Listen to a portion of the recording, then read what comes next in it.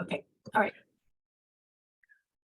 Well, last time we read through 2 Samuel chapter 14, and David was prevailed upon to have Absalom return to Jerusalem.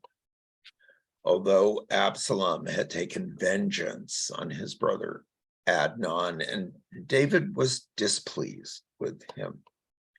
But eventually, Absalom did come to David, and they appear to have kind of made up what 2 Samuel said is the king kissed him, which I guess is a big thing, but let's see what happens, because now we're moving into 2 Samuel 15.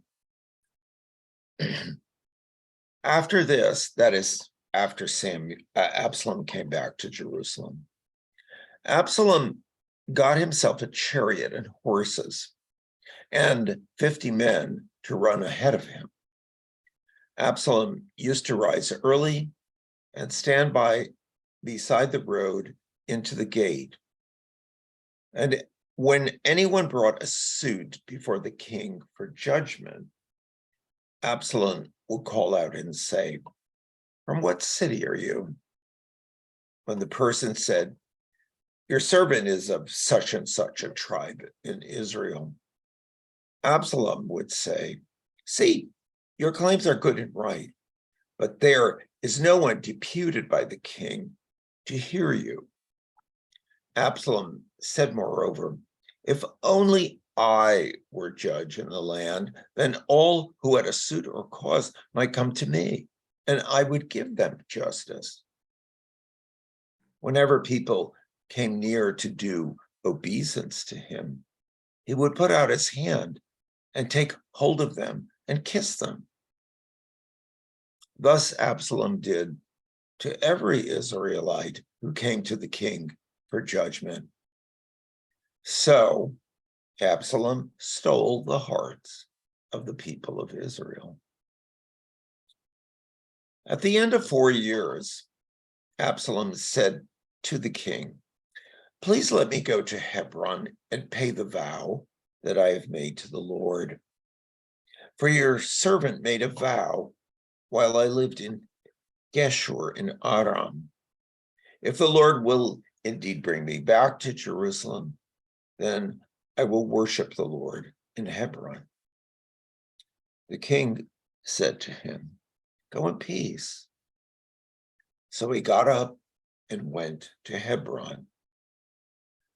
But Absalom sent secret messengers throughout all the tribes of Israel, saying, "As soon as you hear the sound of the trumpet, then shout, 'Absalom has become king at Hebron.'" 200 men from Jerusalem went with Absalom. They were invited guests, and they went in their innocence, knowing nothing of the matter. While Absalom was offering the sacrifices, he sent for Ahithophel the Gilonite, David's counselor, from his city Gilo. The conspiracy grew in strength, and the people with Absalom kept increasing. A messenger came to David, saying, "The hearts of the Israelites have gone after Absalom."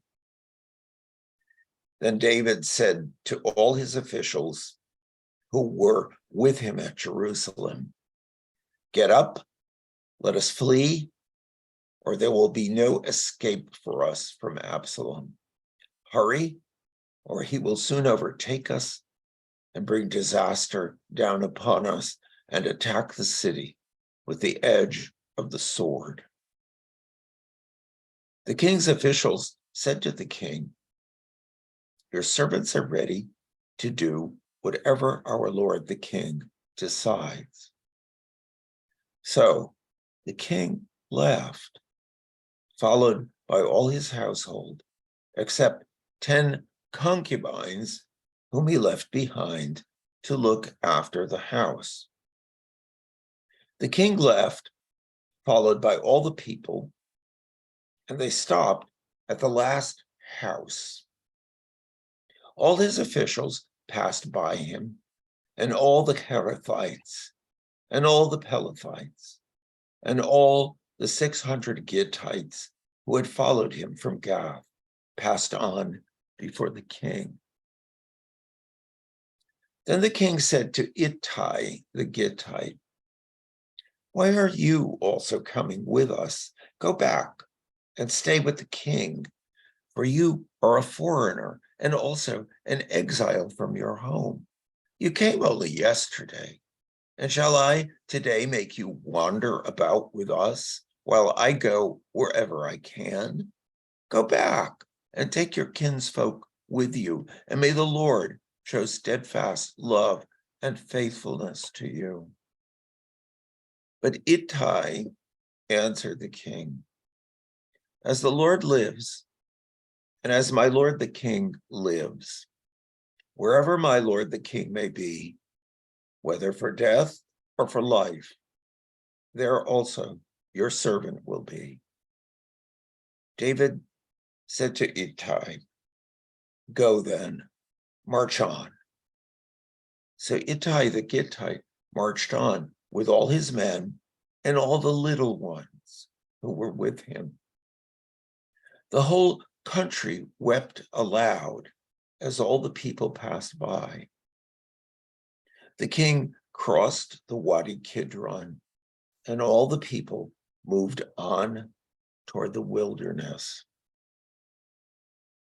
Abiathar came up, and Zadok also, with all the Levites, carrying the Ark of the Covenant of God.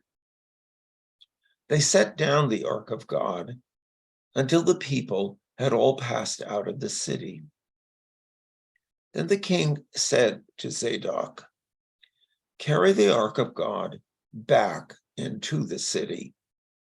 If I find favor in the eyes of the Lord, he will bring me back and let me see both it and the place where it stays. But if he says, 'I take no pleasure in you,' here I am. Let him do to me what seems good to him." The king also said to the priest Zadok, "Look, go back to the city in peace, you and Abiathar, with your 2 sons, Ahimaaz, your son, and Jonathan, son of Abiathar. See, I will wait at the fords of the wilderness until word comes from you to inform me." So Zadok and Abiathar carried the Ark of God back to Jerusalem, and they remained there. But David went up the ascent of the Mount of Olives, weeping as he went, with his head covered and walking barefoot. And all the people who were with him covered their heads and went up, weeping as they went. David was told that Ahithophel was among the conspirators with Absalom. And David said, "O Lord, I pray you, turn the counsel of Ahithophel into foolishness." When David came to the summit where God was worshipped, Hushai the Archite came to meet him with his coat torn and earth on his head. David said to him, "If you go on with me, you will be a burden to me. But if you return to the city and say to Absalom, 'I will be your servant, O king, as I have been your father's servant in time past, so now I will be your servant,' then you will defeat for me the counsel of Ahithophel. The priests Zadok and Abiathar will be with you there, So whatever you hear from the king's house, tell it to the priests Zadok and Abiathar. Their 2 sons are with them there, Zadok's son Ahimaaz and Abiathar's son Jonathan. And by them you shall report to me everything you hear. So Hushai, David's friend, came into the city just as Absalom was entering Jerusalem. When David had passed a little beyond the summit, Ziba, the servant of Mephibosheth, met him with a couple of donkeys saddled, carrying 200 loaves of bread, 100 branches of raisins, 100 of summer fruits, and 1 skin of wine. The king said to Ziba, "Why have you brought these?" Ziba answered, "The donkeys are for the king's household to ride, the bread and summer fruit for the young men to eat, and the wine is for those to drink who faint in the wilderness." The king said, "And where is your master's son?" Ziba said to the king, "He remains in Jerusalem." For he said, "Today the house of Israel will give me back my grandfather's kingdom." Then the king said to Ziba, "All that belonged to Mephibosheth is now yours." Ziba said, "I do obeisance. Let me find favor in your sight, my lord the king." When King David came to Bahurim, a man of the family of the house of Saul came out, whose name was Shimei, son of Gera. He came out cursing. He threw stones at David and at all the servants of King David. Now all the people and all the warriors were on his right and on his left. Shimei shouted while he cursed, "Out, out, murderer, scoundrel. The Lord has avenged on all of you the blood of the house of Saul, in whose place you have reigned. And the Lord has given the kingdom into the hand of your son Absalom. See, disaster has overtaken you, for you are a man of blood." Then Abishai, son of Zeruiah, said to the king, "Why should this dead dog curse my lord the king? Let me go over and take off his head." But the king said, "What have I to do with you, you sons of Zeruiah? If he is cursing because the Lord has said to him, 'Curse David,' who then shall say, 'Why have you done so?'" David said to Abishai and to all his servants, "My own son seeks my life.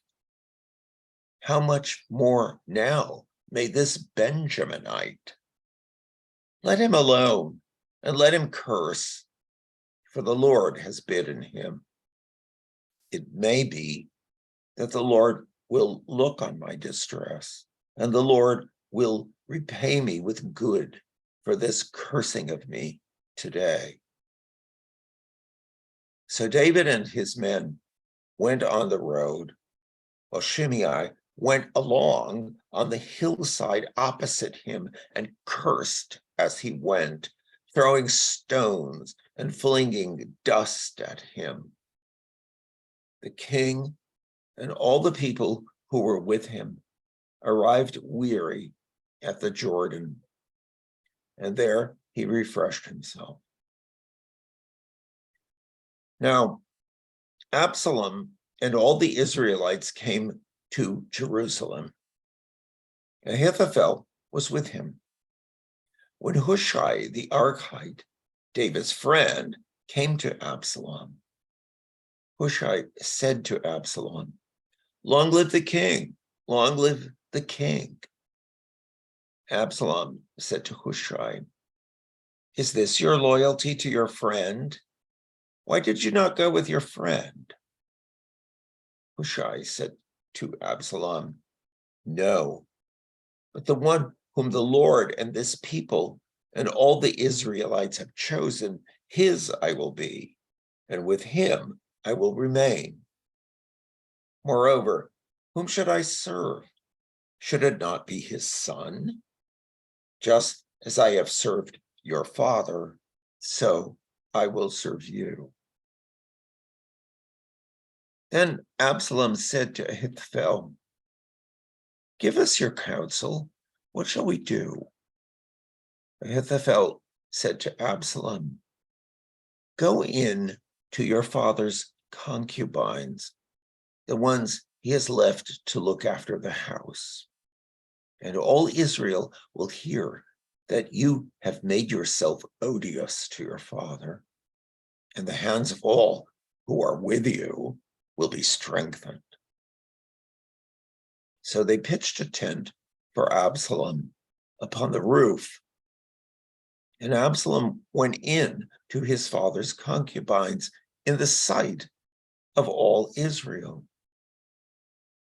Now, in those days, the counsel that Ahithophel gave was as if one consulted the oracle of God.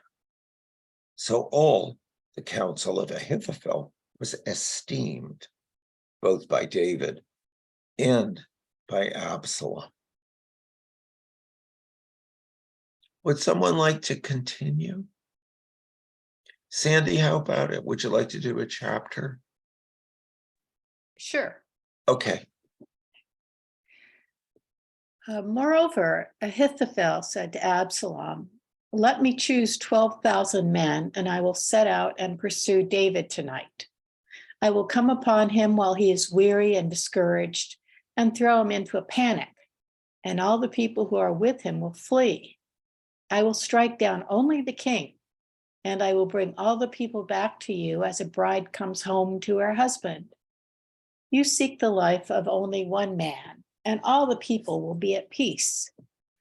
The advice pleased Absalom and all the elders of Israel. Then Absalom said, "Call Hushai the Archite also, and let us hear too what he has to say." When Hushai came to Absalom, Absalom said to him, "This is what Ahithophel has said. Shall we do as he advises? If not, you tell us." Then Hushai said to Absalom, "This time the counsel that Ahithophel has given is not good." Hushai continued, "You know that your father and his men are warriors, and that they are enraged like a bear robbed of her cubs in the field. Besides, your father is expert in war. He will not spend the night with the troops. Even now he has hidden himself in one of the pits or in some other place. And when some of our troops fall at the first attack, whoever hears it will say, 'There has been a slaughter among the troops who follow Absalom.' Then even the valiant warrior whose heart is like the heart of a lion will utterly melt with fear. For all Israel knows that your father is a warrior, and that those who are with him are valiant warriors. But my counsel is that all Israel be gathered to you, from Dan to Beersheba, like the sand by the sea for multitude, and that you go to battle in person. So we shall come upon him in whatever place he may be found, and we shall light on him as the dew falls on the ground, and he will not survive, nor will any of those with him. If he withdraws into a city, then all Israel will bring ropes to that city, and we shall drag it into the valley until not even a pebble is to be found there." Absalom and all the men of Israel said, "The counsel of Hushai the Archite is better than the counsel of Ahithophel. For the Lord has ordained to defeat the good counsel of Ahithophel, so that the Lord might bring ruin on Absalom. Then Hushai said to the priests Zadok and Abiathar, thus and so did Ahithophel counsel Absalom and the elders of Israel, and thus and so I have counseled. Therefore send quickly and tell David, do not lodge tonight at the fords of the wilderness, but by all means cross over, lest the king and all the people who are with him be swallowed up. Jonathan and Ahimaaz were waiting at En-Rogel. A female slave used to go and tell them, and they would go and tell King David, for they could not risk being seen entering the city. But a young man saw them and told Absalom. So both of them went away quickly and came to the house of a man at Bahurim, who had a well in his courtyard, and they went down into it. The man's wife took a covering, stretched it over the well's mouth, and spread out grain on it, and nothing was known of it. When Absalom's servants came to the woman at the house, they said, where are Ahimaaz and Jonathan? The woman said to them, they have crossed over the brook of water. And when they had searched and could not find them, they returned to Jerusalem. After they had gone, the men came up out of the well and went and told King David. They said to David, go and cross the water quickly, for thus and so has Ahithophel counseled against you. So David and all the people who were with him set out and crossed the Jordan. By daybreak, not one was left who had not crossed the Jordan. When Ahithophel saw that his counsel was not followed, he saddled his donkey and went off home to his own city. He set his house in order and hanged himself. He died and was buried in the tomb of his father. Then David came to Mahanaim, while Absalom crossed the Jordan with all the men of Israel. Now Absalom had set Amasa over the army in the place of Joab.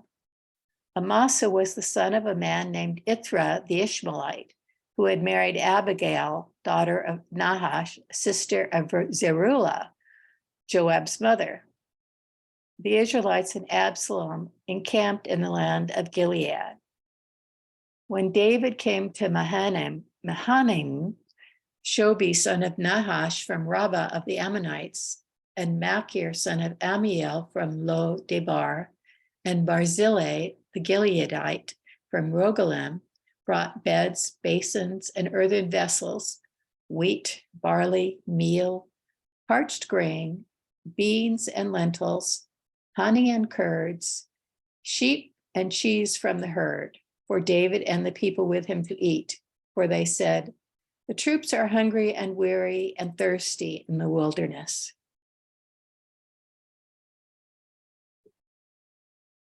Can you go on, Sandy? Is that okay? Sure. Okay. Yeah.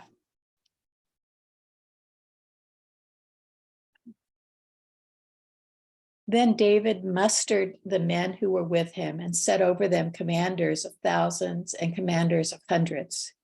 And David sent forth the army, 1/3 under the command of Joab, 1/3 under the command of Abishai, son of Zeruiah, Joab's brother, and 1/3 under the command of Ittai the Gittite. The king said to the men, I myself will also go out with you. But the men said, you shall not go out, for if we flee, they will not care about us.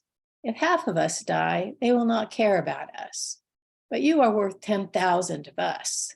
Therefore, it is better that you send us help from the city. The king said to them, whatever seems best to you, I will do. So the king stood at the side of the gate while all the army marched out by hundreds and by thousands. The king ordered Joab and Abishai and Ittai, saying, deal gently for my sake with the young man Absalom. And all the people heard when the king gave orders to all the commanders concerning Absalom. So the army went out into the field against Israel, and the battle was fought in the forest of Ephraim. The men of Israel were defeated there by the servants of David, and the slaughter there was great on that day, 20,000 men. The battle spread over the face of all the country, and the forest claimed more victims that day than the sword. Absalom happened to meet the servants of David. Absalom was riding on his mule, and the mule went under the thick branches of a great oak. His head was caught fast in the oak, and he was left hanging between heaven and earth, while the mule that was under him went on. A man saw it and told Joab, "I saw Absalom hanging in an oak."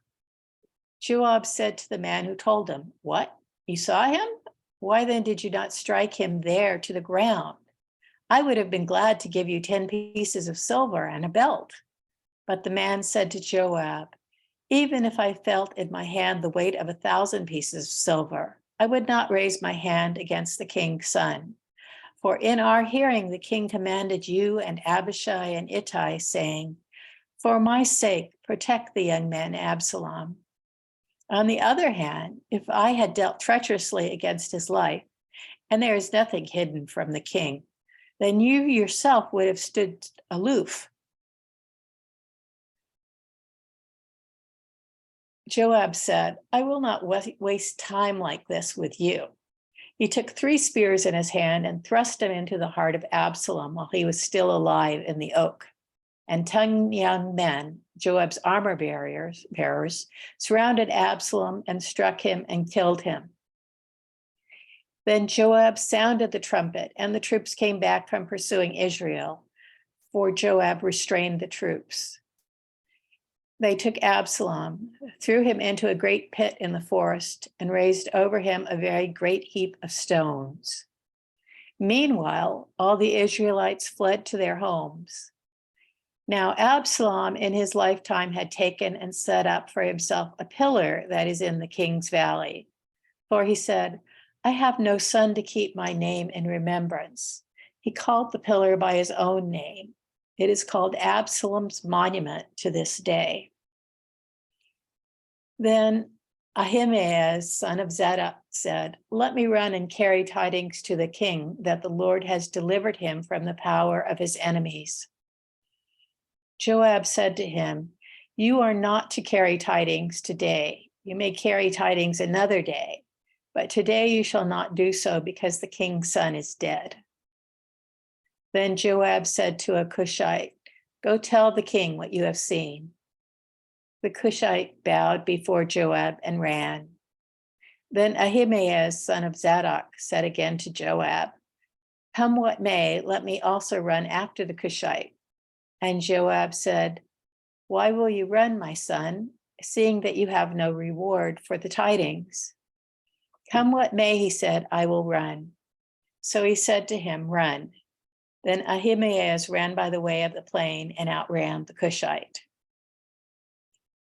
Now David was sitting between the 2 gates. The sentinel went up to the roof of the gate by the wall, and when he looked up, he saw a man running alone. The sentinel shouted and told the king. The king said, "If he is alone, there are tidings in his mouth." He kept coming and drew near. Then the sentinel saw another man running, and the sentinel called to the gatekeeper and said, "See, another man running alone." The king said, "He also is bringing tidings." The sentinel said, "I think the first one runs like Ahimaaz, son of Zadok." The king said, "He is a good man and comes with good tidings." Then Ahimaaz cried out to the king, "All is well." He prostrated himself before the king with his face to the ground and said, "Blessed be the Lord your God, who has delivered up the men who raised their hand against my lord the king." The king said, "Is it well with the young man Absalom?" Ahimaaz answered, "I saw a great tumult when the king's servant Joab sent your servant, but I do not know what it was." The king said, "Turn aside and stand here." So he turned aside and stood still. Then the Cushite came, and the Cushite said, "Good tidings for my lord the king, for the Lord has vindicated you this day, delivering you from the power of all who rose up against you." The king said to the Cushite, "Is it well with the young man Absalom?"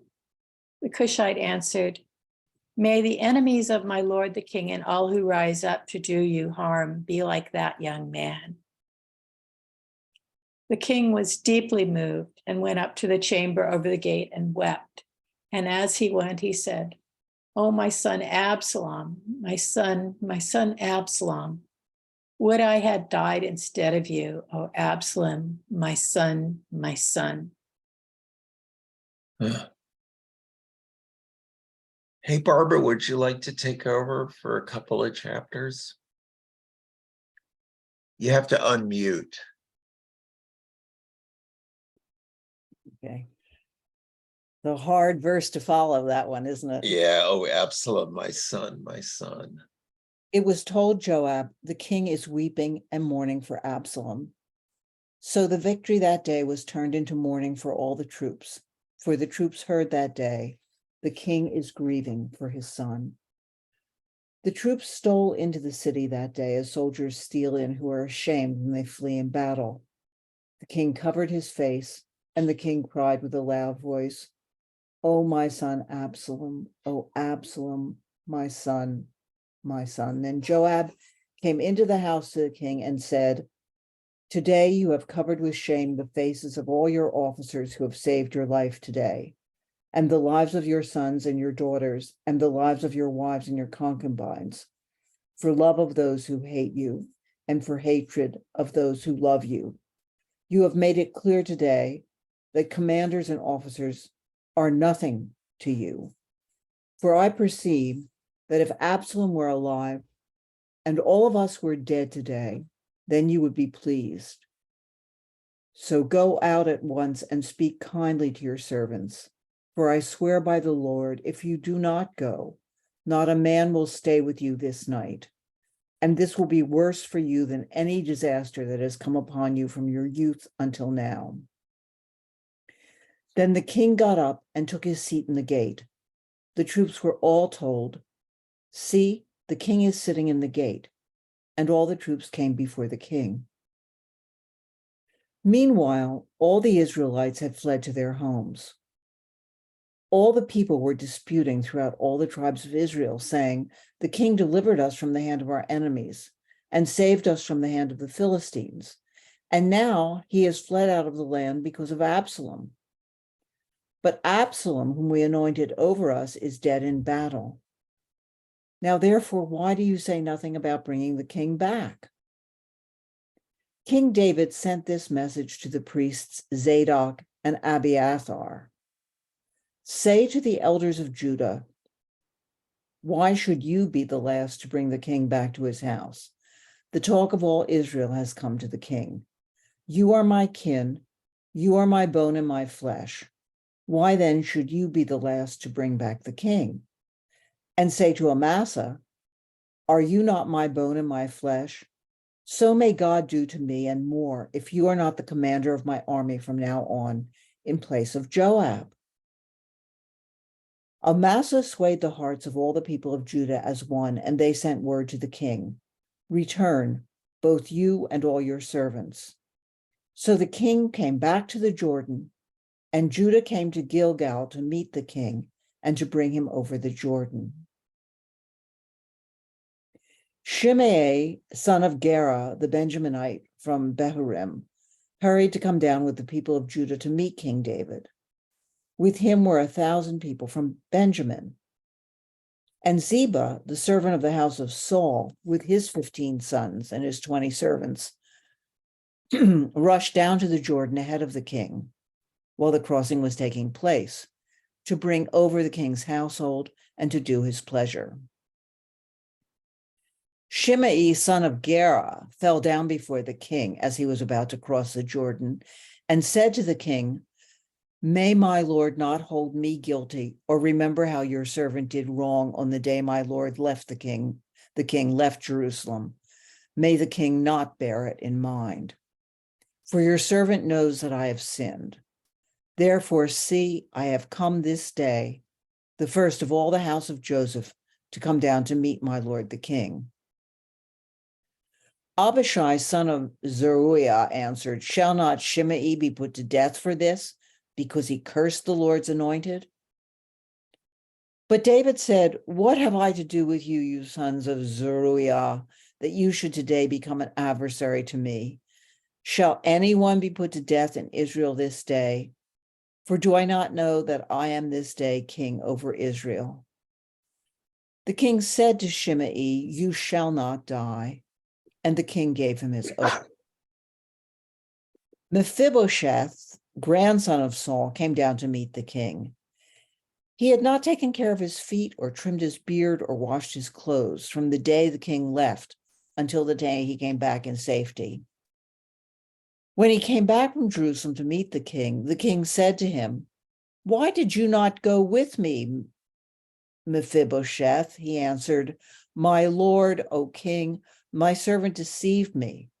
For your servant said to him, 'Saddle a donkey for me so that I may ride on it and go with the king,' for your servant is lame. He has slandered your servant to my lord the king. But my lord the king is like the angel of God. Do therefore what seems good to you.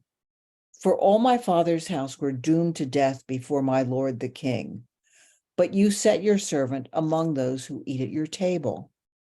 What further right have I then to appeal to the king?" The king said to him, "Why speak any more of your affairs? I have decided. You and Ziba shall divide the land." Mephibosheth said to the king, "Let him take it all, since my lord the king has arrived home safely." Now, Barzillai, the Gileadite, had come down from Rogelim. He went on with the king to Jordan to escort him over the Jordan. Barzillai was a very aged man, 80 years old. He had provided the king with food while he stayed at Mahanaim, where he was a very wealthy man. The king said to Barzillai, "Come over with me, and I will provide for you in Jerusalem at my side."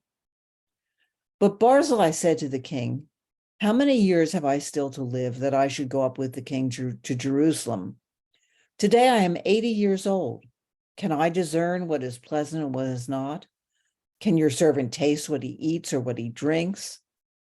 Can I still listen to the voice of singing men and singing women? Why then should your servant be an added burden to my lord the king? Your servant will go a little way over the Jordan with the king. Why should the Lord recompense me with such a reward? Let your servant return so that I may die in my own town near the graves of my father and my mother. But here's your servant Chimham. Let him go over with my lord the king and do for him whatever seems good to you." The king answered, "Chimham shall go over with me, and I will do for him whatever seems good to you, and all that you desire of me, I will do for you." Then all the people crossed over the Jordan, and the king crossed over. The king kissed Barzillai and blessed him, and he returned to his own home. The king went on to Gilgal, and Chimham went on with him. All the people of Judah and also half the people of Israel brought the king on his way.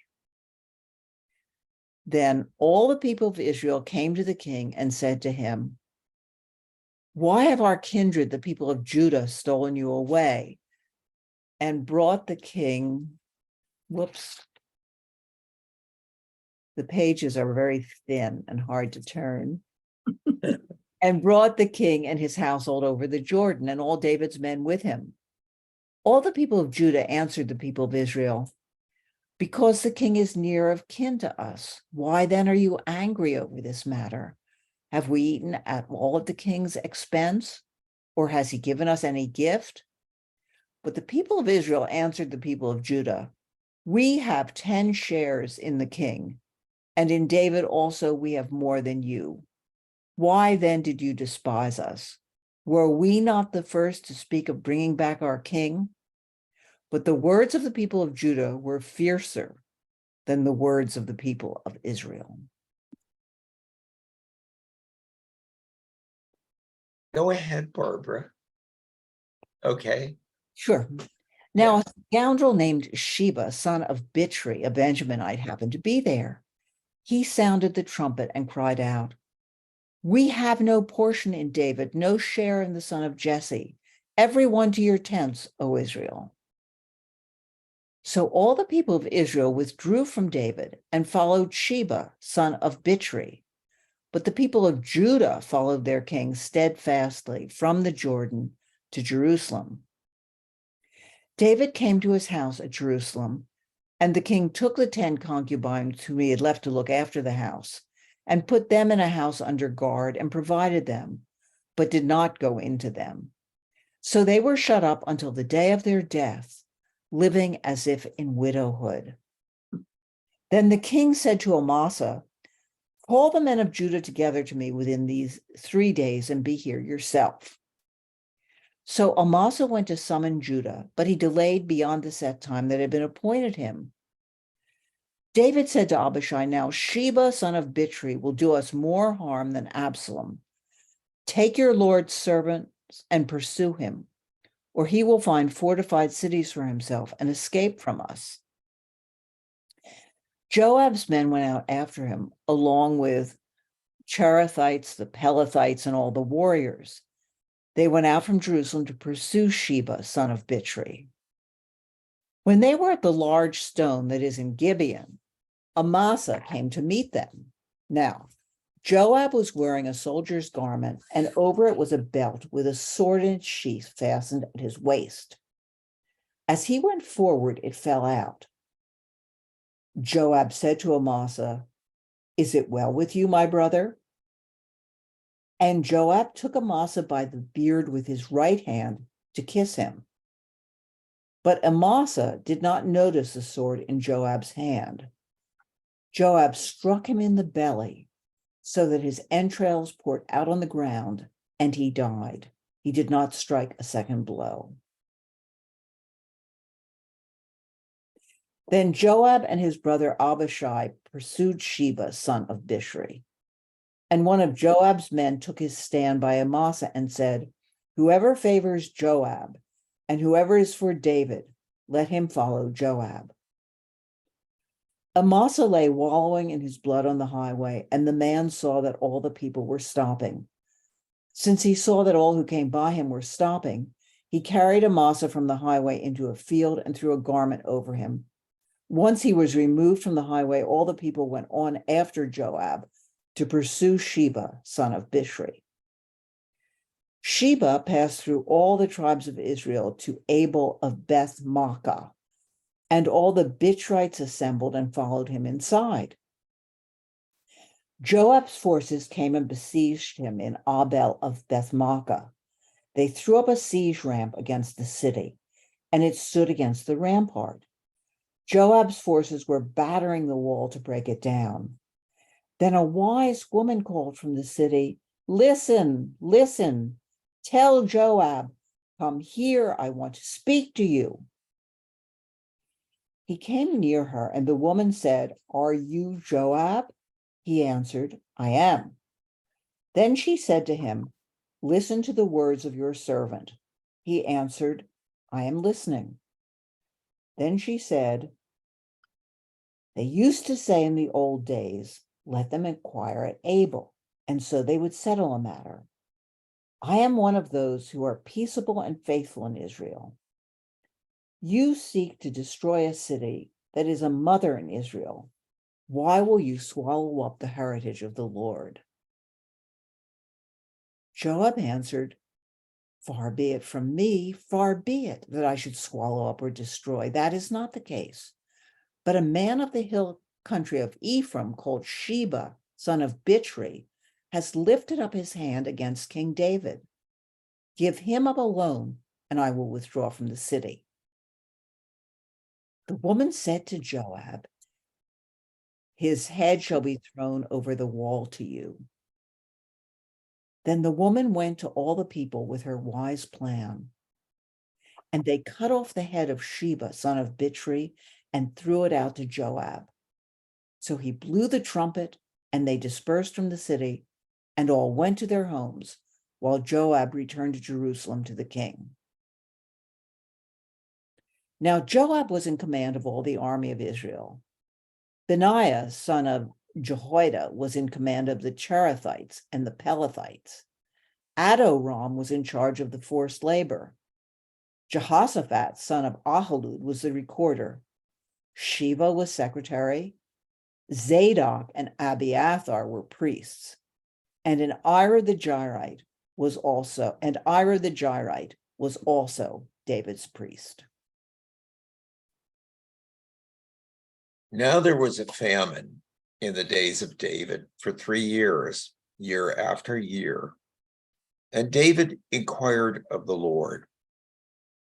The Lord said, "There is blood guilt on Saul and on his house, because he put the Gibeonites to death." So the king called the Gibeonites and spoke to them. Now, the Gibeonites were not of the people of Israel, but of the remnant of the Amorites. Although the people of Israel had sworn to spare them, Saul had tried to wipe them out in his zeal for the people of Israel and Judah. David said to the Gibeonites, "What shall I do for you? How shall I make expiation that you may bless the heritage of the Lord?" The Gibeonites said to him, "It is not a matter of silver or gold between us and Saul or his house. Neither is it for us to put anyone to death in Israel." He said, "What do you say that I should do for you?" They said to the king, "The man who consumed us and planned to destroy us so that we should have no place in all the territory of Israel, let 7 of his sons be handed over to us, and we will impale them before the Lord at Gibeon on the mountain of the Lord." The king said, "I will hand them over." But the king spared Mephibosheth, the son of Saul's son, Jonathan, because of the oath of the Lord that was between them, between David and Jonathan, son of Saul. The king took the 2 sons of Rizpah, daughter of Aiah, whom she bore to Saul, Armoni and Mephibosheth, and the 5 sons of Merab, daughter of Saul, whom she bore to Adriel, son of Barzillai, the Meholathite. He gave them into the hands of the Gibeonites, and they impaled them on the mountain before the Lord. The 7 of them perished together. They were put to death in the first days of harvest, at the beginning of barley harvest. Then Rizpah, the daughter of Aiah, took sackcloth and spread it on a rock for herself from the beginning of harvest until rain fell on them from the heavens. She did not allow the birds of the air to come on the bodies by day, or the wild animals by night.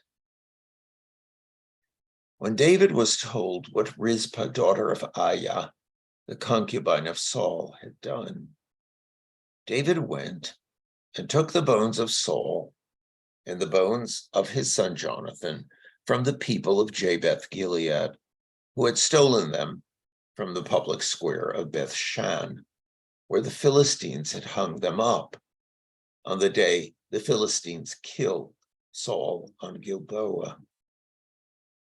He brought up from there the bones of Saul and the bones of his son Jonathan, and they gathered the bones of those who had been impaled.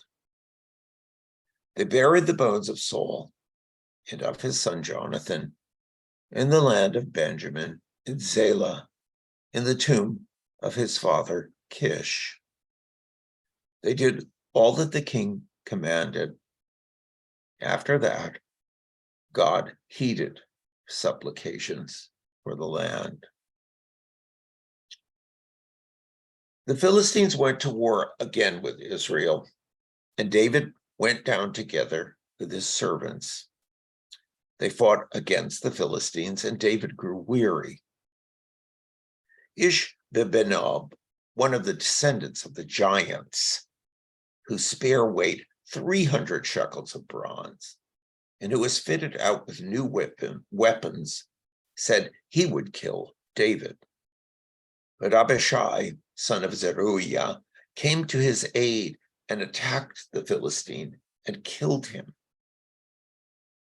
Then David's men swore to him, "You shall not go out with us to battle any longer, so that you do not quench the lamp of Israel."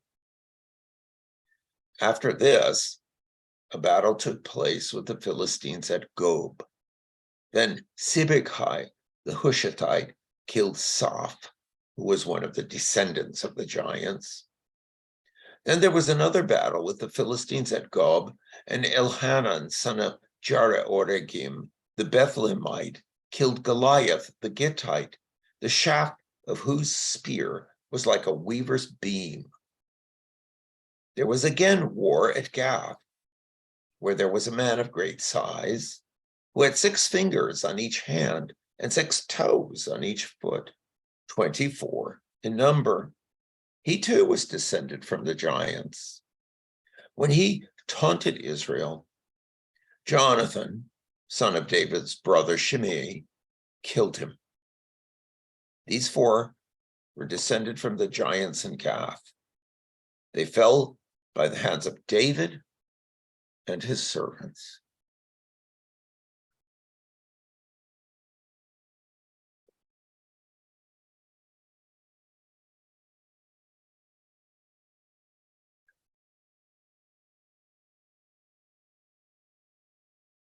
Wow, is all I can say. That is a pretty difficult 5 or 6 chapters. I mean, the violence is incredible, isn't it? It was a very brutal world. Yeah. Boy.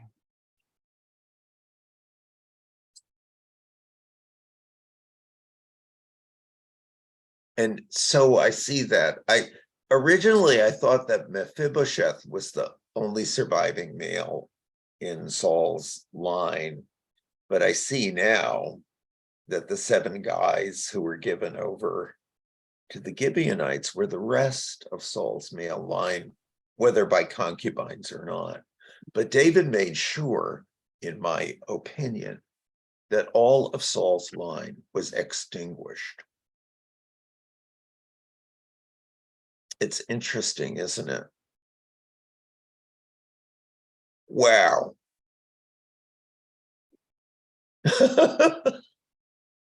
Boy.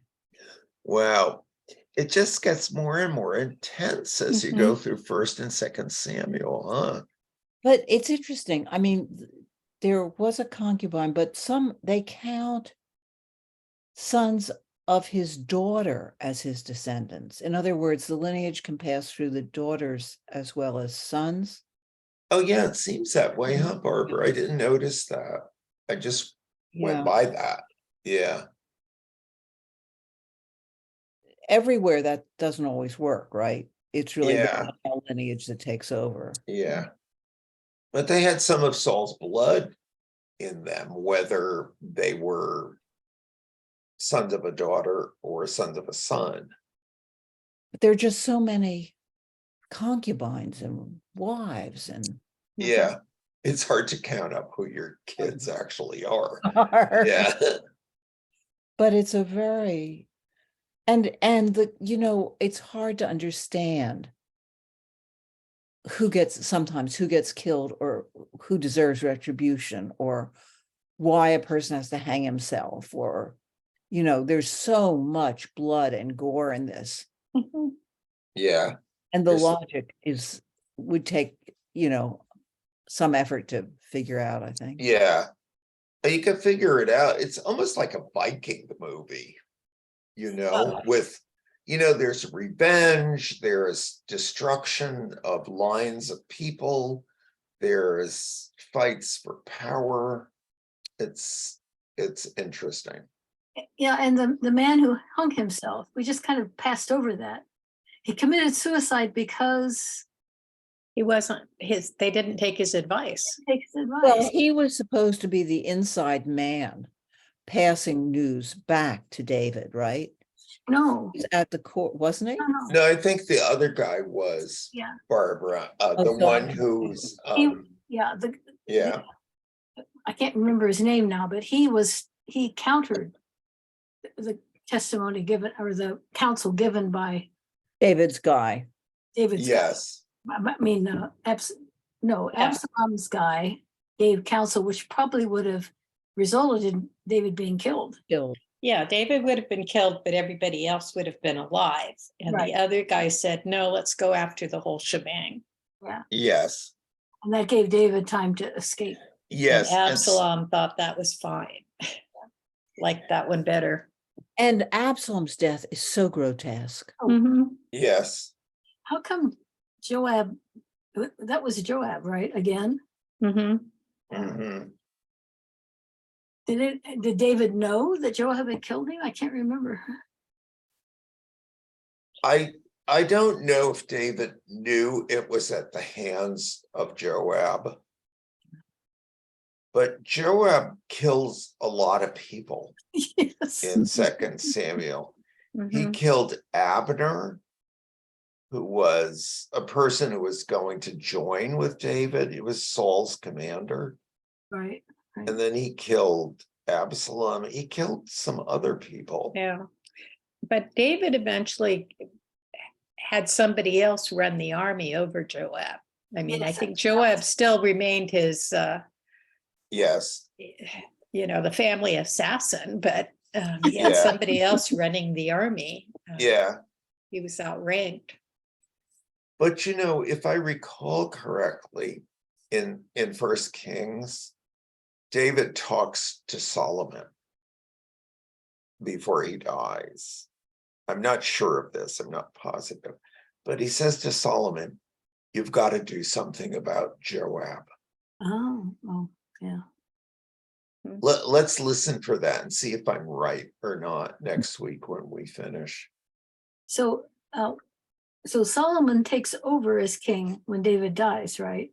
And then Yeah. another whole thing we could read. Yeah, Maybe yeah. another time. yeah, that's a whole other story, right? Yeah.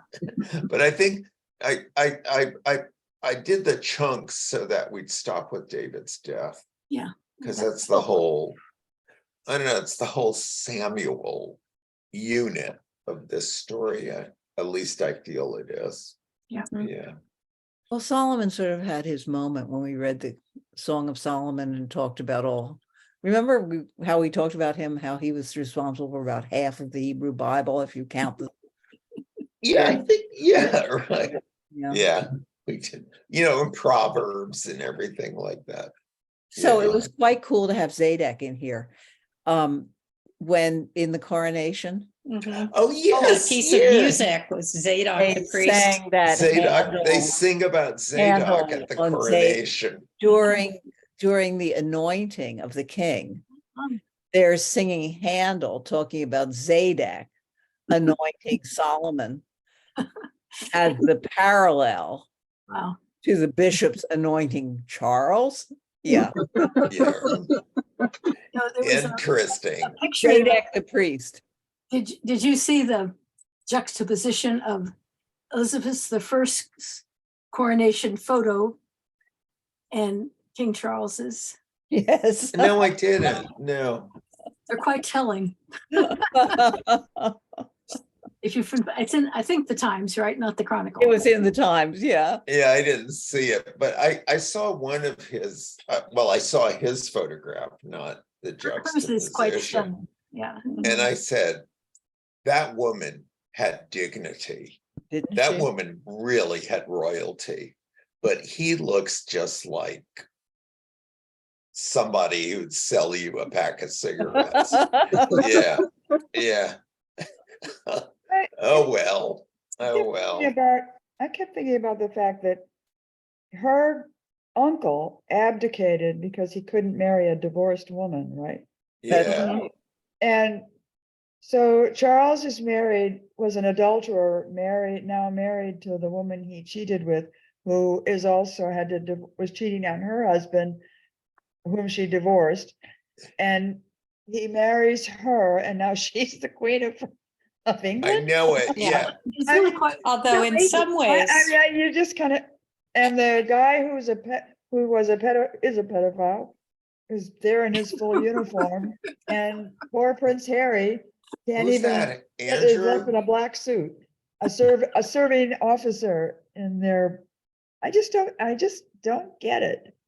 They just I don't, don't get it either. they don't see this the way we do, obviously. They don't, and I, From this vantage point, it really makes no sense. yeah. It's But the kids were interesting. cute. The kids are cute, I know it. Kids were And cute. they were having a good time. Yeah. This business of changing the standards for the king, it also,